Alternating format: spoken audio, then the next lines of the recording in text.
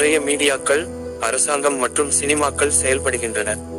தாடி வைத்திருப்பவர்கள் எல்லாம் தீவிரவாதிகள் என முஸ்லிம்களை சினிமாக்கள் காட்டுகின்றன.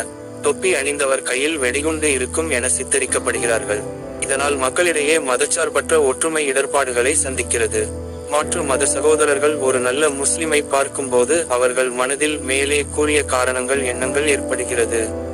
இது மிகப்பெரிய தவறாகும்.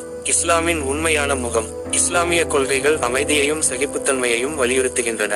குரானின் தத்துவம் சொல்கிறது, ஒருவரை கொல்வது முழு மனித குலத்தையே கொல்வதற்கு சமம் என்று. மன்னிப்பு மற்றும் கருணையை வலியுறுத்தும் உன்னத மார்க்கம். தீவிரவாதம் என்பது இஸ்லாமின் எதிர்ப்புறமாகவே உள்ளது. ஆனால் இது சரியாக விளக்கப்படாமல் மீடியாக்கள் மற்றும் சினிமாக்கள் முஸ்லிம்களை தவறாக சித்தரிக்கிறார்கள். இதற்கான தீர்வு, மக்கள் விழிப்புணர்வு பெற வேண்டும். சமுதாயத்தில் யார் உண்மையான தீவிரவாதம் செய்கின்றனர் என்பதை ஆராய்ந்து உணர வேண்டும். தனிமனிதர்கள் அல்லது